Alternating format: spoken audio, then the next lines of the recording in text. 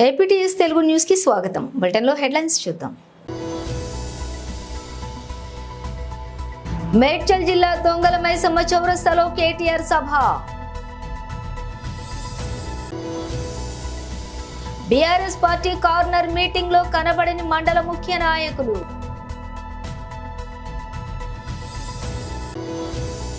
Satyananda Rao nomination దాఖలతో కోలాహలంగా మారిన కొత్తపేట. కేసీఆర్ 10 ఏళ్ల పాలనకు రేవంత్ రెడ్డి 100 రోజుల మోసం. మోదీ 10 ఏళ్ల మోసానికి రెఫరెండం మోసం పార్ట్ 1 సినిమా అసెంబ్లీ ఎన్నికల్లో హామీలిచ్చి మాట తప్పిండ్రు.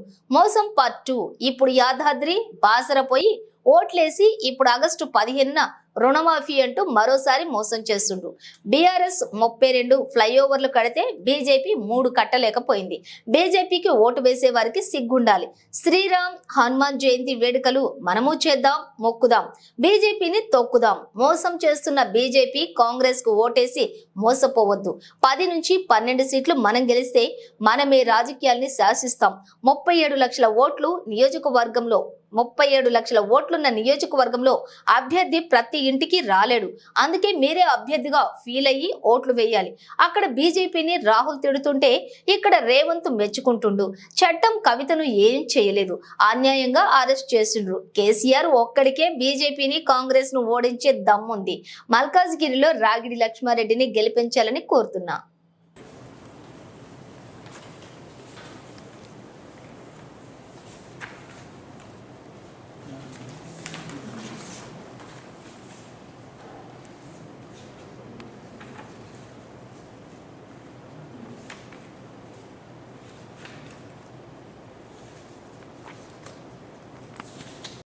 చోటాబాయి గారు మొన్న ఇక్కడ మోసం చేసిండు.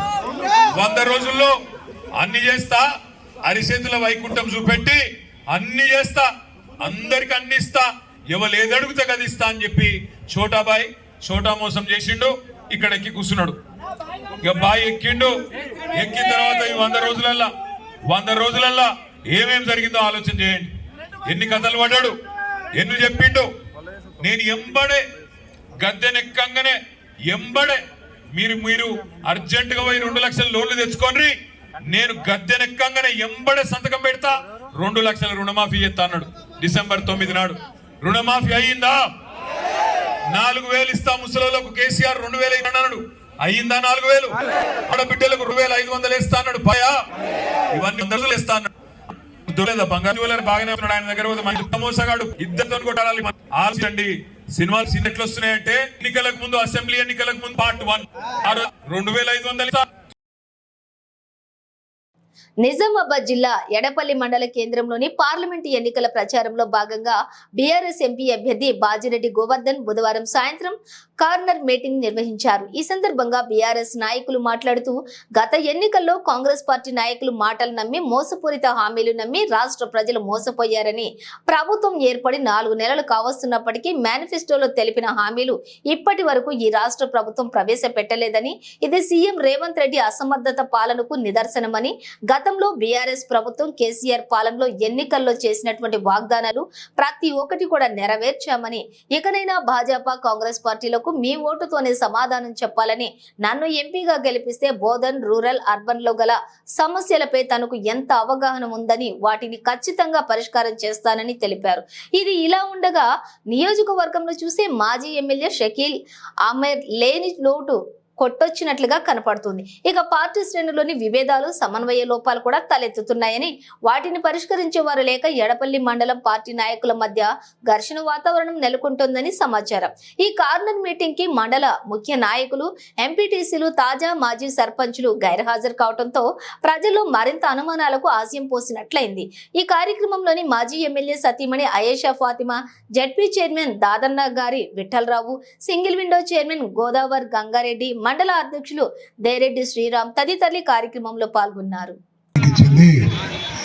వచ్చే మే 13 నాడు ఎవడైతే వాగ్దానం ఇచ్చి ప్రజల్ని మోసం చేసిండో వాని ఓటుతో తుక్కు మీ బ్యాలెట్ మీద. ఆ ఓటుతోని తుక్కు కొట్టాలి. అప్పుడు శర్మ వస్తే వాళ్ళకు గ్రామాలకు వస్తారు నాయకులు, కాంగ్రెస్ వాళ్ళు.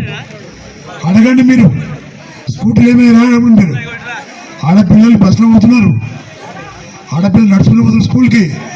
స్కూటీ ఇస్తూనే మీ ముఖ్యమంత్రి ఏమైనా స్కూటీలు అడగండి మీరు, తులం బంగారం ఏమైనా అడగండి మీరు.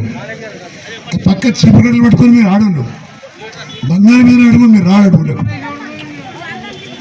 రైతులు చాలా మంది రైతులు మోసపోయిన రైతులు. రైతు బంధు 10,000 కేసీఆర్ ఇస్తున్నాడు, మేము వస్తే 15,000 ఇస్తున్నాడు. ఏమైంది? ఇచ్చిండా? ఇచ్చే ముఖం లేదు, ఇచ్చే దమ్ము లేదు, ఇచ్చే ధైర్యం లేదు. అలాంటి వ్యక్తులు గెలిచిన తర్వాత ప్రజల్ని బెదిరించుకుంటూ పబ్బం నడుతున్నారు తప్ప మరి ప్రజల గురించి మాట్లాడే వ్యక్తులు కాదు. నేను చెప్తున్నా మా అవ్వలు ఉన్నారు, పెద్ద మనుషులు ఉన్నారు. ఎలక్షన్ దాకేమన్నారు మీరు?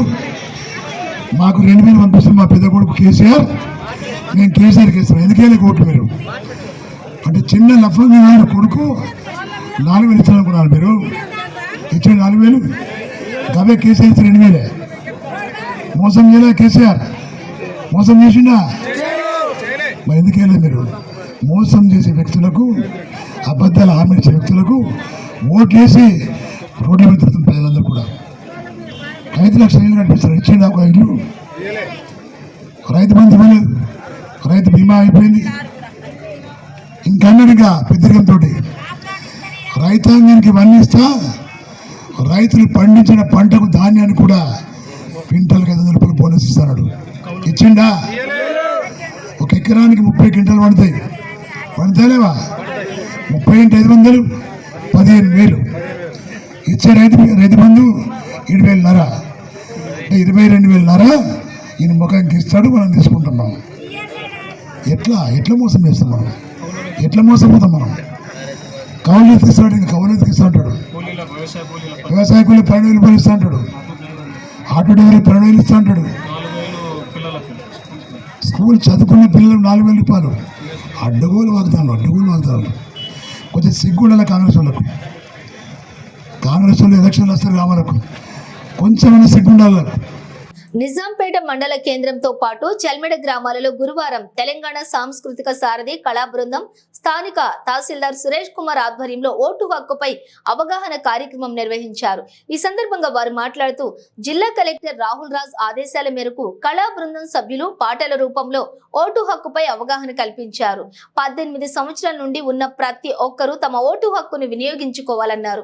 వచ్చే పార్లమెంటు ఎన్నికలలో మద్యం డబ్బులకు లొంగకుండా నీకు నచ్చిన నాయకునికి ఓటేయాలన్నారు. ఓటు హక్కు తమ బాధ్యతగా భావించాలని సూచించారు. ఈ కార్యక్రమంలో సీనియర్ అసిస్టెంట్ రమేష్, ఎల సిద్ధులు, బిట్ల ఎల్లయ్య, శివోల్వ కృష్ణ, విజయలక్ష్మి, దేవదాస్, మాధవి, శేఖర్, ఎల్లం, తుమ్మల, ఎల్లం ఆఫీసు సబార్డినేట్ సత్యనారాయణ తదితరులు కార్యక్రమంలో పాల్గొన్నారు. 100% పోలింగ్ కంపల్సరీ జరగాలి అనే ఉద్దేశం కొద్ది మే 13న ఖచ్చితంగా మరి ఓటు హక్కును వినియోగించు. ఎన్నికల అధికారి గౌరవనీయులు జిల్లా కలెక్టర్ గారి ఆదేశాల మేరకు జిల్లా సమాచార పౌర సంబంధాల శాఖ వారి ఆధ్వర్యంలో తెలంగాణ సాంస్కృతిక సారథి కళాకారుల చేత ఓటు హక్కు వినియోగం అనే అంశం పైన మరి ప్రతి గ్రామంలోన విస్తృతంగా మాటాపాటల ద్వారా మరి ప్రజలకు అవగాహన కల్పించడం జరుగుతుంది.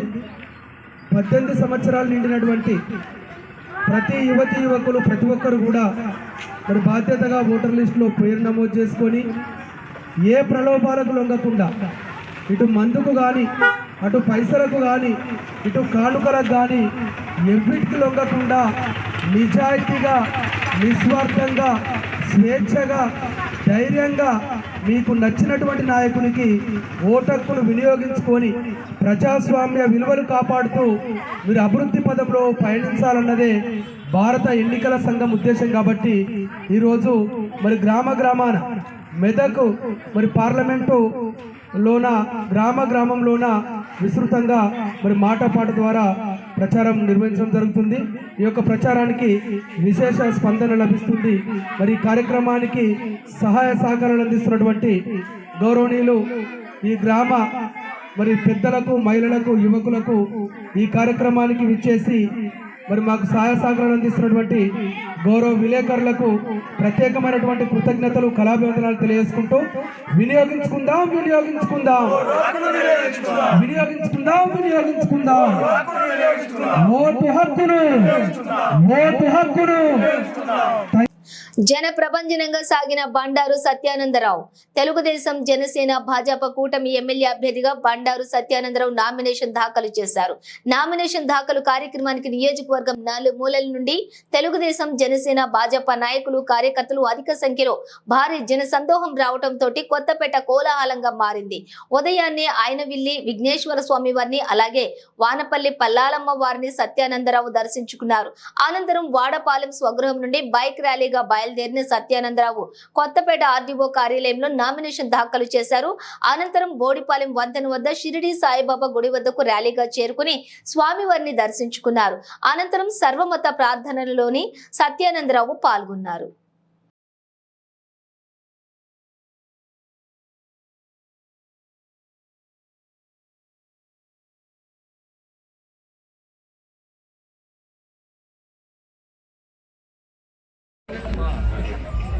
కొత్తపేట అసెంబ్లీ ఎన్డీఏ అభ్యర్థిగా, తెలుగుదేశం, జనసేన, బీజేపీ పార్టీ ఉమ్మడి అభ్యర్థిగా నామినేషన్ వేసిన సందర్భంలో కొత్తపేట నియోజకవర్గ ప్రజానీకం, కొత్తపేట నియోజకవర్గ ఎన్డీఏ పార్టీల కుటుంబ సభ్యులు, యువకులు, మహిళలు, పెద్దలు అందరూ కూడా పెద్ద ఎత్తున హాజరై ఈ నామినేషన్ కార్యక్రమాన్ని విజయవంతం చేసినందుకు వారందరూ కూడా హృదయపూర్వకమైనటువంటి కృతజ్ఞతలు తెలియజేసుకుంటూ ఉన్నాను. ఈ ఉత్సాహం, ఈ ప్రజాస్పందన ఏనాడు లేని విధంగా ఈనాడు నామినేషన్ కార్యక్రమంలో పెద్ద ఎత్తున భారీగా ప్రజలందరూ పాలు పంచుకోవడం చాలా సంతోషంగా ఉంది. మరి వీరి ఉత్సాహం చూస్తూ ఉంటే రేపు వచ్చే ఎన్నికల్లో మరి రికార్డు మెజార్టీ తోటి రేపు మే 13న సైకిల్ గుర్తుపై ఓటు వేయడానికి ప్రజలు వేస్తున్న ఆ బటన్ నొక్కుతున్న తాకిడికి రేపు ఈవీఎంలు కూడా తట్టుకోలేనటువంటి పరిస్థితి రేపు కొత్తపేట నియోజకవర్గంలో మే 13న చూడబోతున్నామనే విషయాన్ని తెలియజేస్తూ ఉన్నాను.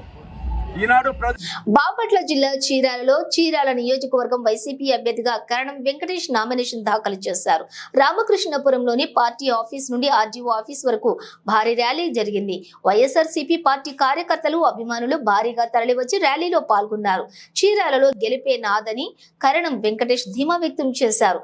జగనన్న ప్రవేశపెట్టిన నవరత్నాలు ప్రజలలో వెలుగులు నింపాయని, ఆ పథకాలు కొనసాగాలంటే జగనన్నే కావాలని అన్నారు. ప్రజలందరూ వైసీపీ ప్రభుత్వానికి ఓటు వేసి అత్యధిక మెజారిటీతో గెలిపించాలని ఆయన కోరారు. భారీగా తరలివచ్చిన పార్టీ నాయకులకు, కార్యకర్తలకు, అభిమానులకు కృతజ్ఞతలు తెలిపారు.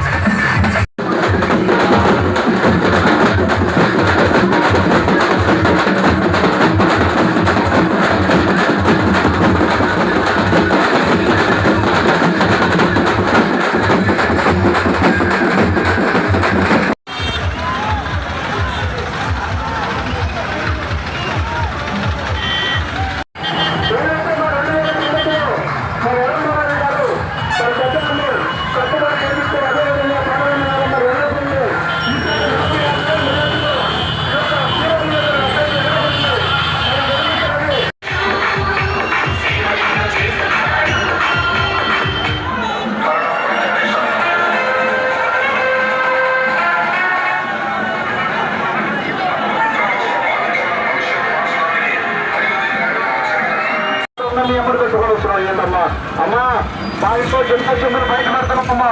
ఈ 5 ఏళ్ళు ఎవరు తీసుకెళ్లేదమ్మా. మళ్ళా ఆ యొక్క మరి నీచుడు వస్తే నా గిన్నె చెంబులు వద్ద మరి పెద్ద అన్ని తీసుకెళ్తారు. కొంచెం స్లో చేయండి డ్రైవర్ గారు.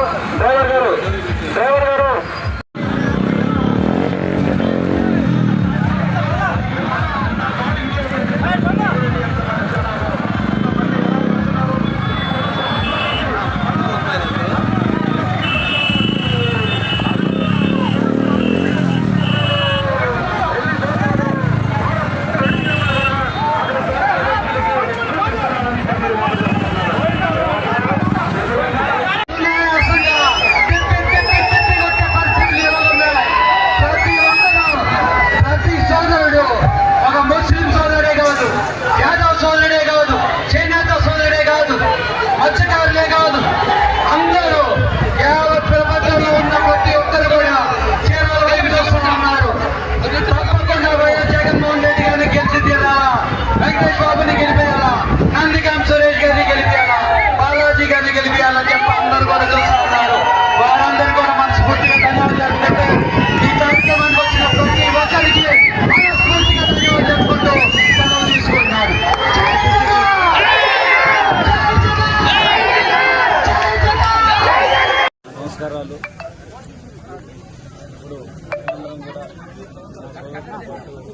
నామినేషన్ దాఖలు చేయడం జరిగింది. చాలా సంతోషం. యావత్ చీరాల ప్రాంతం అంతా కూడా కలిగి వచ్చింది. అందరూ కూడా చూస్తున్నారు. వైఎస్ఆర్సీపీకి మంచి మెజార్టీ రాబోతుంది. ఎమ్మెల్యే అభ్యర్థిగా నేను గెలబోతున్నాను. అదేవిధంగా చీరాల ప్రజలు గెలిపించబోతున్నారు. అదేవిధంగా నందిగం సురేష్ గారిని ఎంపీ అభ్యర్థిగా యావత్ చీరాలు మాత్రం మంచి మెజార్టీ ఇస్తుందని చెప్పి కంటపదం మేము చెప్పదలుచుకున్నాం. అందరూ కూడా నా సహకరిస్తున్నారు. ఉన్న అన్నలు ప్రతిరోజు అన్ని నిద్రాహారాలు మానేసి వైఎస్ఆర్సీపీ కోసం పనిచేస్తున్న ప్రతి ఒక్కరికి మనస్ఫూర్తిగా ధన్యవాదాలు తెలుపుతా ఉన్నాను. ఈరోజు ప్రతి ఒక్క సోదరుడు కలిగారు, ప్రతి ఒక్క సోదరుడు కలిగింది. మహిళలందరూ కూడా వచ్చారు.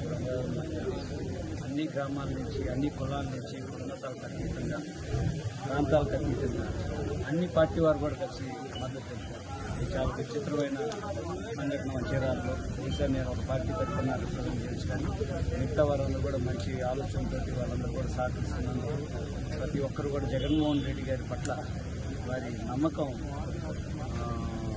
రెట్టింపు అవుతుంది. ఎందుకంటే పథకాలు వారు ఇచ్చున్నారు. పథకాలు కూడా ఏ విధంగా ప్రవేశపెట్టున్నారు, ఏ విధంగా ఆచరణ పెట్టున్నారు వాళ్ళు చూస్తూ ఉన్నారు. నిజంగా వాళ్ళందరూ కూడా చాలా ఆనందంగా ఉంది, సంతోషంగా ఉంది. మళ్ళీ జగన్మోహన్ రెడ్డి గారు గెలవబోతున్నారని చెప్పి ఒకసారి మీ ర్యాలీ చూసిన వాళ్ళందరూ కూడా అర్థమైందని చెప్పి తెలియజేసుకుంటూ ఈ ర్యాలీకి వచ్చిన ప్రతి ఒక్కరికి మహిళమ్మ తల్లికి, అన్నదమ్ములకి, అక్క చెల్లెమ్మలకి, పిల్లలు కూడా ఉన్నారు చాలామంది కూడా. వారందరూ కూడా ఉత్సాహంగా చేరుతూ అన్ని ఇంట్లోంచి బయటకు వస్తూ ఉన్నారు. వారికి అదేవిధంగా అవతారాలకి, బాగా పిల్లలకి అందరికీ మనస్ఫూర్తిగా ధన్యవాదాలు తెలుపుతా ఉన్నాను. ముఖ్యంగా మీడియా సోదరులందరూ కూడా కవరేజ్ చేస్తున్నారు. వారికి ఇక్కడ యావత్ ప్రజానికానికి, చీరాల ప్రాంతంలో ఉన్న యావత్ ప్రజానికానికి అందరికీ కూడా మనస్ఫూర్తిగా ధన్యవాదాలు తెలుపుతున్నాను.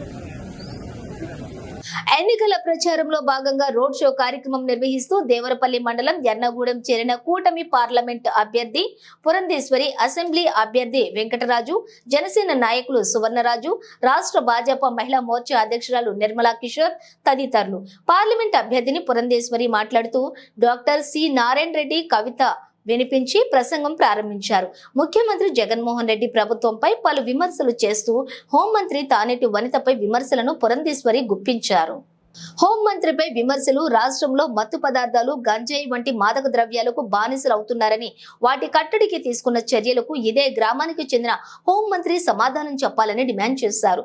మహిళల రక్షణకు ఏర్పాటు చేసిన దిశ యాప్ నిర్వీర్యమైందని, మహిళలకు రక్షణ కరువైందని అన్నారు. హోంమంత్రి గోదావరిలో ఇసుక మాఫియా ద్వారా అక్రమ సంపాదనతోటి 10 కోట్లతో భవన నిర్మాణం, ఇతర ప్రాంతాలలో భూములు కొనుగోలు చేశారని, అక్రమ ఇసుక తవ్వకాల వల్ల రోడ్డు కమ్ రైల్ బ్రిడ్జ్ కు ముప్పు వాటిల్లుతుందని చెప్పి విమర్శించారు. నరేంద్ర మోడీ స్ఫూర్తి, చంద్రబాబు యుక్తి, పవన్ కళ్యాణ్ శక్తి త్రివేణి సంగమం వలె కలిసి దేశాభివృద్ధి సాధించడం జరుగుతుందని పురంధేశ్వరి అన్నారు.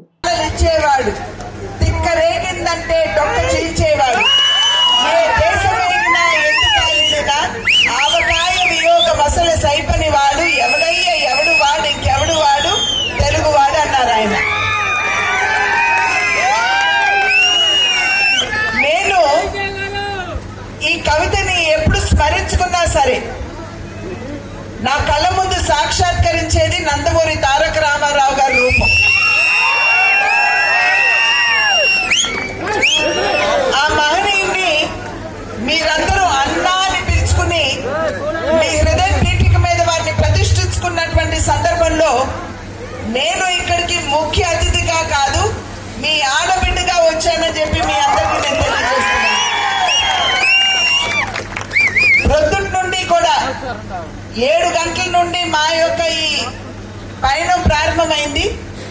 ఇప్పుడు 9:30 పావులకు 10 అయింది.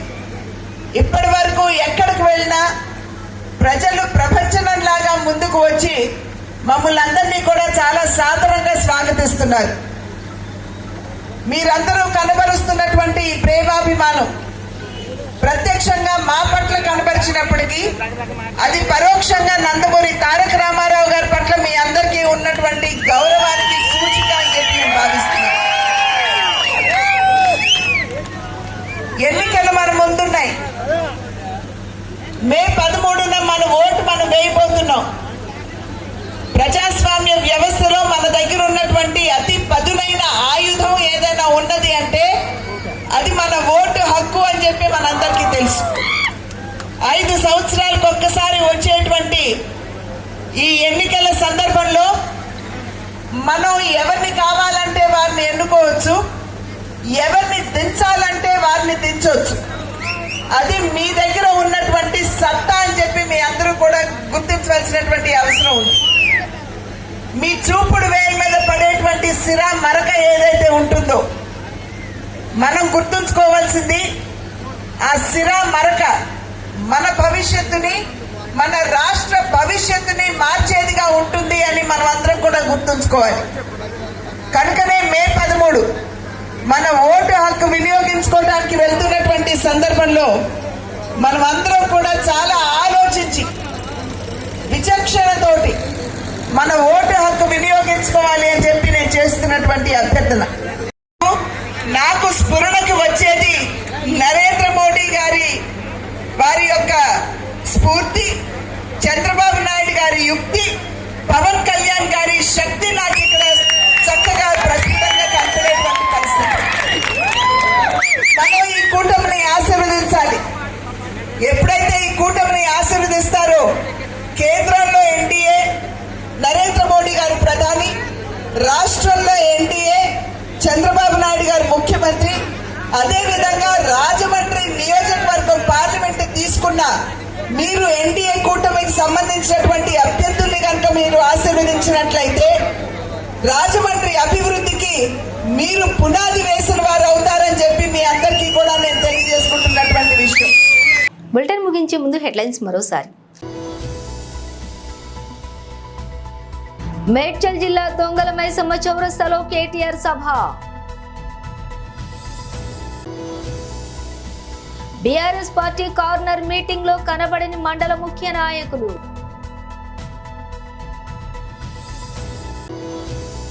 సత్యానందరావు నామినేషన్ దాఖలతో కోలాహలంగా మారిన కొత్తపేట. ఇవి బులెటిన్ విశేషాలు. మరో బులెటిన్తో మళ్ళీ కలుద్దాం.